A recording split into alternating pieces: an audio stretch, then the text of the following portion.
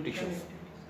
आज का टॉपिक है कनेक्टिव टिश्यू। कनेक्टिव टिश्यू कल के लेक्चर में हमने देखा था एपिथेलियल टिश्यू। हमने बताया था कि एनिमल टिश्यू होते हैं वो 4 तरह के होते हैं। एनिमल टिश्यू 4 तरह के टिश्यूज होते हैं। कौन कौन से टिश्यूज होते हैं? Epithelial tissue, connective tissue, muscular tissue and nervous tissue. जिनमें से हमने एक टिश्यू जो है यानी एपिथेलियल टिश्यू कल हमने पढ़ा है। आज कनेक्टिव टिश्यू पढ़ना है। क्या पढ़ना है? Connective tissue. क्लियर है बात? नहीं, कनेक्टिव टिश्यू में अब ये देखना है कनेक्टिव टिश्यू क्या होते हैं। कनेक्टिव टिश्यूज जो होते हैं वो टिश्यू होते हैं जो बहुत ज़्यादा अमाउंट में, बहुत ज़्यादा एबंडेंट अमाउंट में प्रेजेंट होते हैं बॉडी में। बॉडी में क्या होते हैं? बहुत ज़्यादा यानी एबंडेंट अमाउंट में पूरी बॉडी, बहुत ज़्यादा अमाउंट में पूरी बॉडी में प्रेजेंट होते हैं। और कनेक्टिव टिश्यू जो है वो बॉडी के हर पार्ट में प्रेजेंट होते हैं। क्या होते हैं? हाँ, कनेक्टिव टिश्यू जो है बॉडी के हर पार्ट में प्रेजेंट होते हैं। ठीक है, हर ऑर्गन में कनेक्टिव टिश्यू होते ज़रूर हैं, चाहे कोई भी कनेक्टिव टिश्यू हो।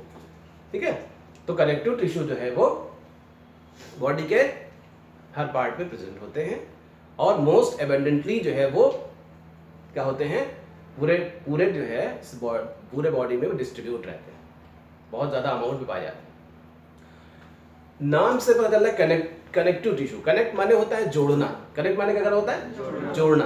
तो ये बॉडी के डिफरेंट पार्ट्स को एक दूसरे से जोड़ते हैं, एक कनेक्शन क्रिएट करते हैं, दूसरे से जोड़ते हैं, स्ट्रक्चरली भी और फंक्शनली भी। क्या होते हैं? स्ट्रक्चरली भी और फंक्शनली भी। फंक्शनली भी जोड़ते हैं। एक कनेक्टिव टिश्यू जो है वो फंक्शनली, जैसे ब्लड है, ब्लड पूरी बॉडी को एज ए फंक्शन जोड़े हुए, फंक्शनली पूरे बॉडी से को एक दूसरे से कनेक्ट किए हुए, जोड़े हुए हैं। तो फंक्शनली भी और स्ट्रक्चरली भी जो है वो क्या होते हैं? कनेक्टिव टिश्यू पूरी बॉडी को एक दूसरे से, बॉडी के डिफरेंट ऑर्गन्स को एक दूसरे से जोड़ते हैं। इसी वजह से इनका नाम है कनेक्टिव टिश्यू। ठीक है, उसके बाद नेक्स्ट चीज आती है कनेक्टिव टिश्यू जो होते हैं। ठीक है, कनेक्टिव टिश्यू जो होते हैं इनमें इनकी खास बात क्या होती है? हमें एपिथेलियल टिश्यू के बारे में पढ़ा था कि एपिथेलियल टिश्यू में क्या होता है कि सेल्स ज्यादा होते हैं, इंटरसेलुलर स्पेस या इंटरसेलुलर जो मैट्रिक्स होता है वो बहुत कम होता है। बताया था ना हमने, सेल्स के स्पेस बीच जो स्पेस होता है, हमने बताया था क्या होता है, वो बहुत कम होता है। बताया था ना हमने। इनमें क्या होता है कि इंटरसेलुलर जो मैट्रिक्स होता है वो बहुत ज्यादा होता है। क्या होता है? बहुत ज्यादा। और जो सेल्स होती हैं वो इस इंटरसेलुलर मैट्रिक्स के अंदर ही फ्लोट करती हैं, उसी के अंदर पाई जाती हैं, यानी डिस्ट्रीब्यूट रहती हैं। समझ में आई बात? कनेक्टिव टिश्यू में क्या होता है कि इंटरसेलुलर जो मैट्रिक्स होता है वो ग्रेटर अमाउंट में पाया जाता है। क्या होता है? ग्रेटर अमाउंट में, यानी मेन जो बल्क है यही बनाता है। और बाकी जो सेल्स होती हैं और जो स्ट्रक्चर्स होते हैं, सेल्स जो होती हैं वो इसमें डिस्ट्रीब्यूट रहते हैं। ठीक है, समझ में आई बात? नहीं, सेल्स जो होती है वो उसमें स्कैटर्ड रहती है, डिस्ट्रीब्यूट रहती है, फैली रहती है उस पूरे मैट्रिक्स में।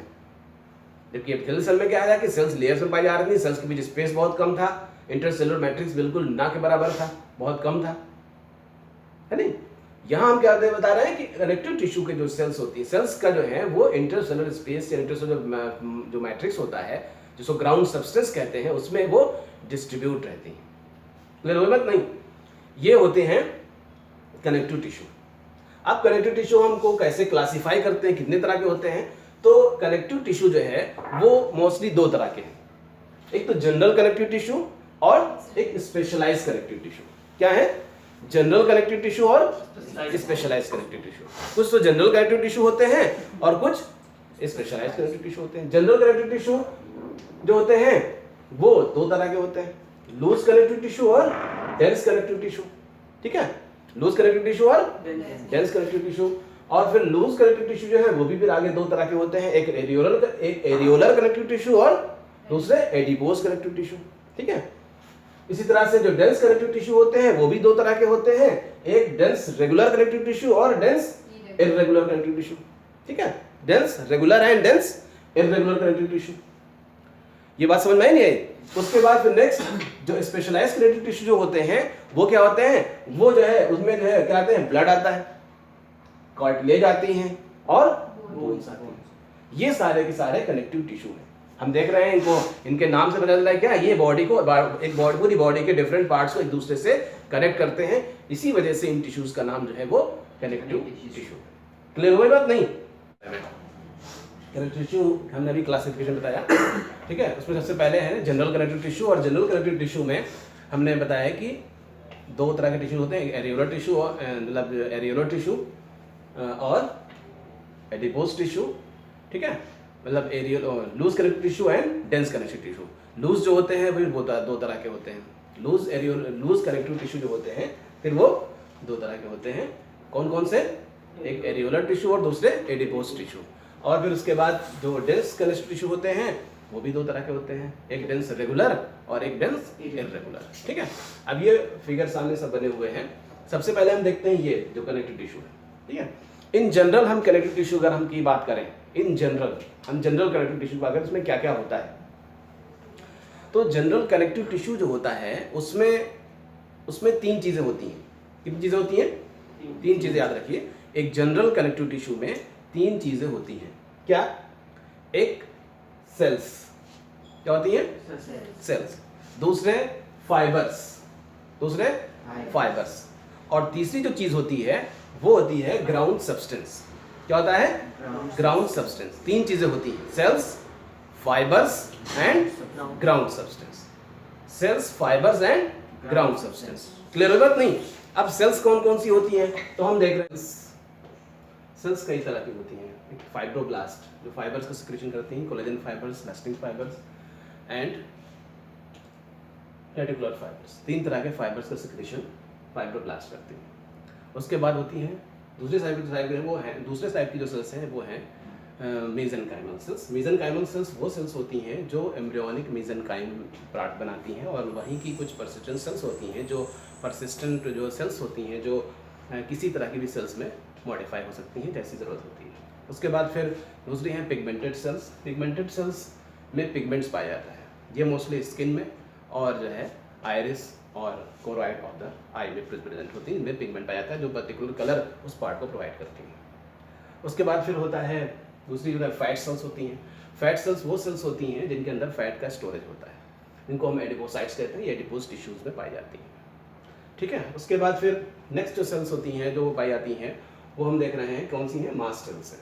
मास्ट सेल्स वो सेल्स होती हैं जो मास्ट सेल्स वो सेल्स होती हैं जो इन्फ्लामेटरी रिस्पॉन्स में पार्टिसिपेट करती हैं।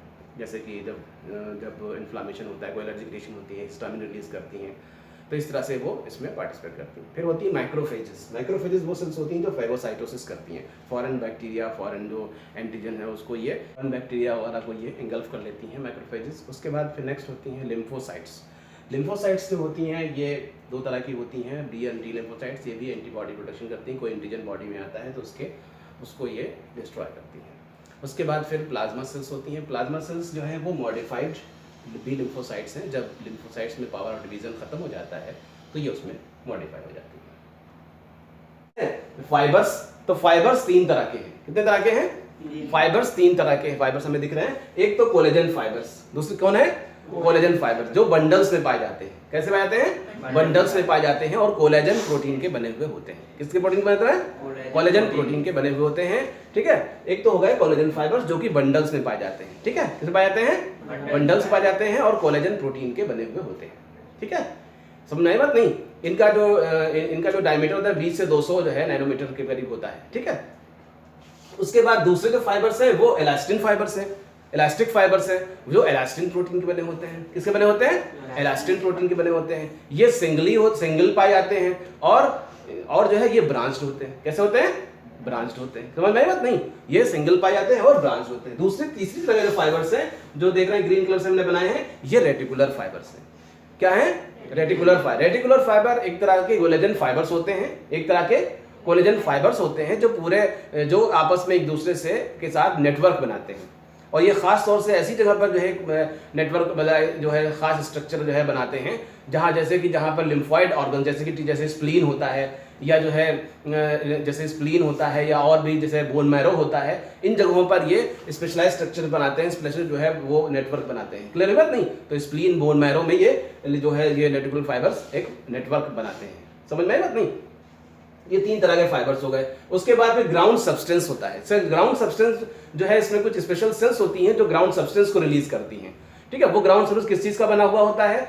वो ग्राउंड सब्सटेंस जो है वो ग्लाइकोसा एमिनोग्लाइकान, प्रोटियोग्लाइकान, इन चीजों का बना हुआ होता है, जो कि पूरे जो है मटेरियल को, जो पूरा जो ग्राउंड सब्सटेंस होता है वो सेमी लिक्विड, सेमी सॉलिड या सेमी फ्लूइड होता है।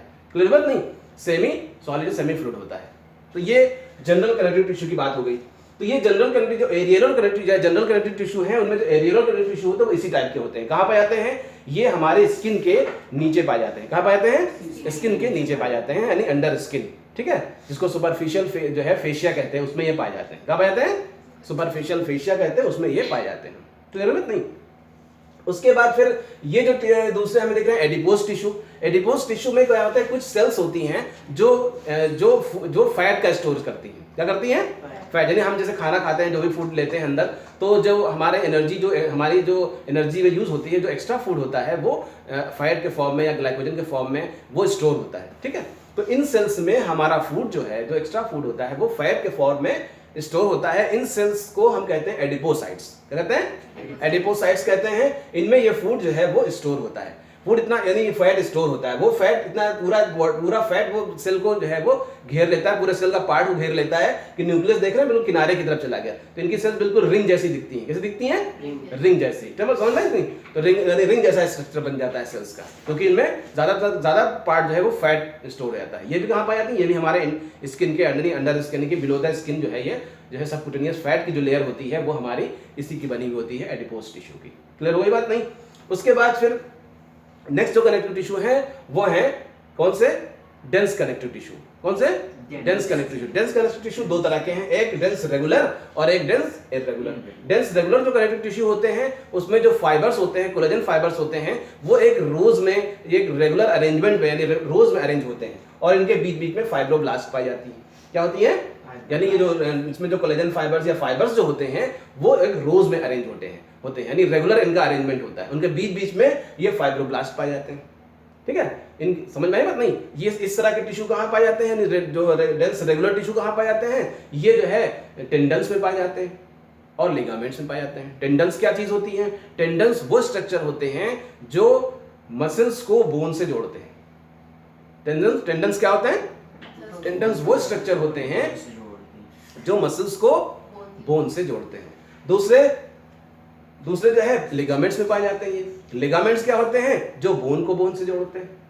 वो स्ट्रक्चर्स जो बोन को बोन से जोड़ते हैं उन्हें हम कहते हैं लिगामेंट्स। तो टेंडन्स और लिगामेंट्स में इसी तरह के टिश्यू पाए जाते हैं। कौन से? Dense regular tissue. कौन से tissue? Dense regular tissue. Dense regular tissue कहां पाए जाते हैं? डेंस रेगुलर टिश्यू कहां पाए जाते हैं? हमने बताया ना अभी, टेंडन्स में और लिगामेंट्स में। टेंडन्स में और लिगामेंट्स में। टेंडन्स क्या होते हैं? जो मसल्स को बोन से जोड़ते हैं, और लिगामेंट्स क्या होते हैं? जो बोन को बोन से जोड़ते हैं, ठीक है। क्लियर है बात नहीं? उनमें ये डेंस रेगुलर टिश्यू पाए जाते हैं। उसके बाद फिर डेंस इर्रेगुलर टिश्यू। इनमें क्या होता है कि जो फाइबर्स होते हैं, फाइबर्स के जो बंडल होते हैं वो पूरे सेल्स में इर्रेगुलरली अरेंज, पूरे टिश्यू में इर्रेगुलरली अरेंज होते हैं। क्या होते हैं? इर्रेगुलरली डिस्ट्रीब्यूट होते हैं। कोई यहाँ कुछ बंडल्स यहाँ, कुछ यहाँ फाइबर्स, कुछ यहाँ है, कुछ वहाँ है, और बीच बीच में जो है वो फाइब्रोब्लास्ट है। तो ये क्या हुआ? Dense irregular connective tissue. ये टिश्यू जो है, इस तरह के टिश्यू हमारे डर्मिस में पाए जाते हैं, यानी इसके डर्मिस ऑफ द स्किन में पाए जाते हैं। कहाँ पाए जाते हैं? डर्मिस ऑफ स्किन में इस तरह के टिश्यू पाए जाते हैं। क्लियर हो गई बात नहीं? तो ये जनरल कनेक्टिव टिश्यू के बारे में हो गया। किसके बारे में हो गया? जनरल कनेक्टिव टिश्यू के बारे में हो गया, ठीक है। कोई कंफ्यूजन? Thank you.